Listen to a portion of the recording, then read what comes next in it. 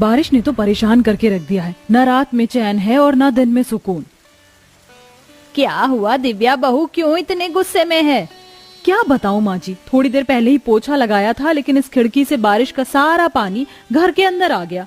इस बारिश ने तो सच में दिमाग खराब करके रख दिया है। हम गरीबों के लिए तो कोई भी मौसम अच्छा नहीं है। गर्मी में गर्मी से तड़पो तो ठंड में सर्दी से कपकपाओ, और बारिश में ये सब। मैं तो ये सोच सोच कर परेशान हो रही हूँ, कल को जब उर्वशी इस घर की बहू बनकर आएगी तब तो अपने इस एक कमरे वाले ससुराल में ऐसी हालत में कैसे रहेगी। अब तो भगवान ही जाने आगे क्या होगा। दोनों सास बहू खिड़की के कोनों पर पन्नी लगाकर सारा पानी साफ कर देते हैं।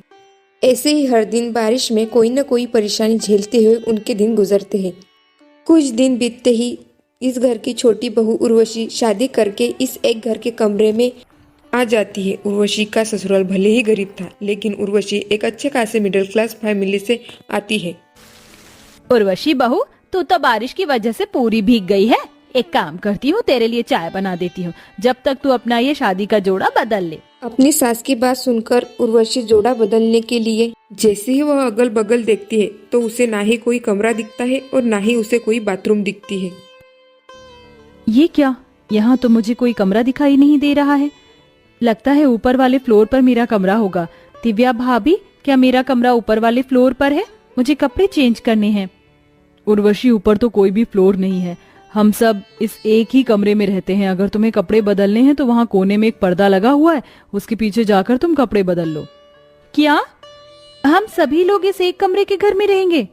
भाभी, आप मजाक तो नहीं कर रही हैं? नहीं उर्वशी, ये सच है। मैं तुमसे ऐसा मजाक क्यों करूंगी? शुरुआत में तो तुम्हें थोड़ी बहुत दिक्कत हो सकती है, लेकिन धीरे धीरे तुम्हें भी इसकी आदत पड़ जाएगी। मायके में अपने पर्सनल रूम में रहने वाली उर्वशी को एक कमरे का ससुराल मिला है, उसे तो यकीन ही नहीं होता। जैसे तैसे उर्वशी अपने कपड़े बदल लेती है और सब लोग चटाई बिछाकर सो जाते हैं। अपनी सुहागरात के लिए मैंने इतनी अच्छी ड्रेस ली थी, सोचा था पहनकर अच्छे से तैयार होंगी और अपने हस्बैंड के साथ रोमांटिक डांस करूंगी, लेकिन इस एक कमरे के ससुराल ने तो मेरी सुहागरात के सपने चूर चूर कर दिए। जैसे तैसे उर्वशी एक कमरे के ससुराल में सो जाती है, तभी बाहर जोर की बारिश शुरू हो जाती है, जिसकी वजह से छत टपकने लगती है और छत का पानी सीधे उर्वशी पर आकर गिरता है। ओह गॉड, अब ये मुझ पर पानी कौन डाल रहा है? इतनी मुश्किल से तो नींद आई थी, बंद भी करो, सोने दो मुझे। बार बार अपने ऊपर गिरने वाले पानी की वजह से उर्वशी की नींद खुल जाती है और अपनी चारों तरफ पानी देखकर वह घबराकर सबको उठाती है। ये सब क्या है? ये छत से पानी क्यों टपक रहा है? वो क्या है ना, हमारी कच्ची मिट्टी की छत है, इसलिए हर बारिश के मौसम में हमारी छत टपकती है। दिव्या और संगीता उठती है और पानी के नीचे बर्तन रख देती है। इसे देखकर उर्वशी, क्या मैं अपने पापा की सगी बेटी ही थी या नहीं, जो उन्होंने मेरी शादी ऐसे घर में कर दी? एक कमरे का ससुराल का दुख क्या कम था जो अब ये टपकती छत का भी दुख झेलूं? अरे उर्वशी, उधर खड़ी खड़ी क्या सोच रही हो? जल्दी से बर्तन लगाओ, वरना पूरे घर के अंदर पानी भर जाएगा। बेचारी उर्वशी जैसे तैसे अपने एक कमरे के ससुराल का दुख झेलकर और टपक रहे छत के पानी का दुख झेलकर जैसे तैसे वह सो जाती है। सब्जी में से तो बहुत अच्छी खुशबू आ रही है, अब बस जल्दी से गर्मा गर्म पूरी तल देती हूँ। आज तो मेरे हाथ का खाना खाकर मेरे ससुराल वाले अपनी उंगलियां चाटते रह जाएंगे। उर्वशी खुशी खुशी अपनी पहली रसोई बना रही होती, तभी अचानक से बाहर तूफान आ जाता है और उसी के चलते उनकी कच्ची दीवार में से मिट्टी गिरकर उर्वशी के सब्जी में गिर जाती है, जिसके चलते उर्वशी को बहुत बुरा लगता है और उर्वशी कहती है, क्या हुआ उर्वशी, इतनी परेशान क्यों हो? अभी इतनी तेज इस घर की दीवार हिल रही थी और जो मैंने सब्जी बनाई थी उसके अंदर भी छत से ढेर सारी मिट्टी गिर गई। तो तुम्हें किसने कहा था ऐसे खुली सब्जी बनाने के लिए? प्लेट ढक देती उस पर। और रही बात दीवारों की, तो जब जब तेज हवाएं चलती हैं तो हमारे घर की दीवारें तो यूं ही हिलती हैं।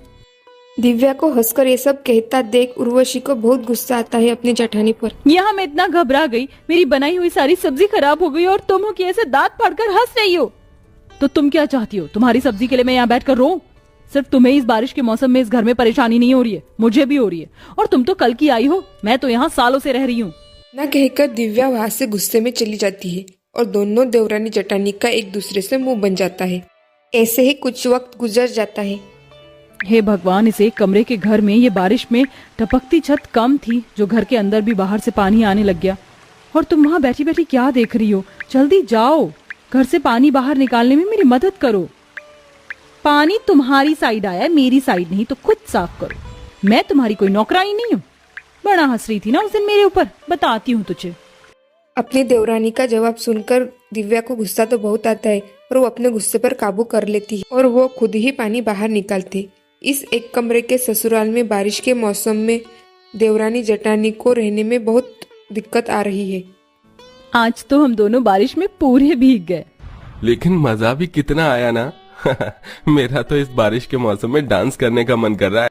इतना कहते ही माधव उर्वशी का हाथ पकड़कर डांस करने लगता है। तभी पीछे से दिव्या और विनोद आते हैं।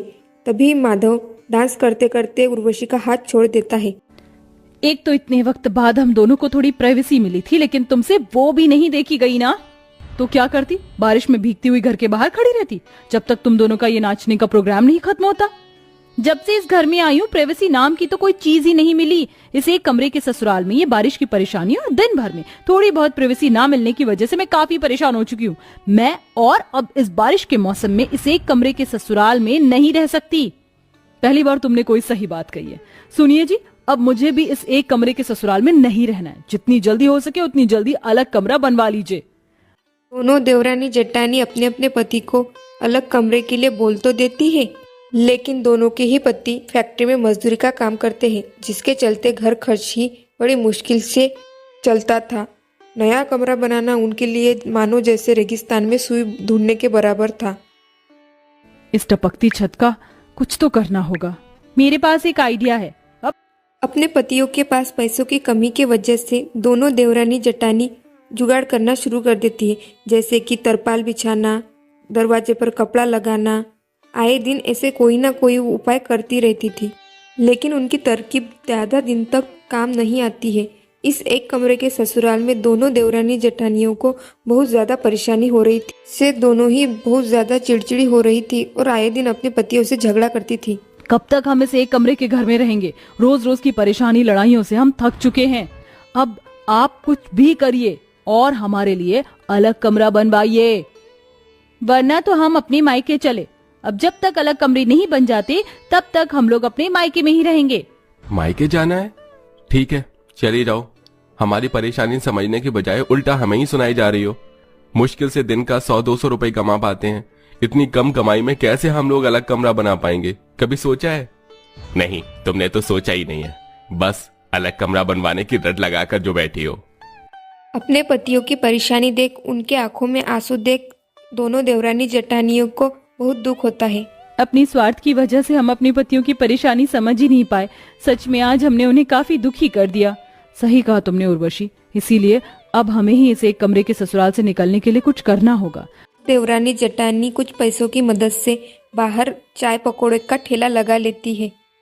बारिश के मौसम की वजह से दोनों के चाय पकौड़ों की बहुत अच्छी बिक्री होती है, जिसके चलते वो कुछ ही समय में 3 कमरों वाला घर बना लेती है, जिसमें से एक कमरे में उनकी सास रहती है और बाकी 2 कमरों में देवरानी जेठानी अपने अपने पति के साथ खुशी खुशी रहती है।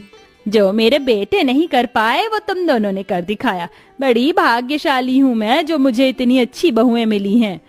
दोनों देवरानी जेठानी अपने चाय पकौड़े का काम ऐसे ही शुरू रखती है और थोड़े ही दिनों में वह एक रेस्टोरेंट खोलती है, जिसे अपने अपने पतियों के साथ चलाती है और सब लोग बहुत खुश रहने लगते हैं।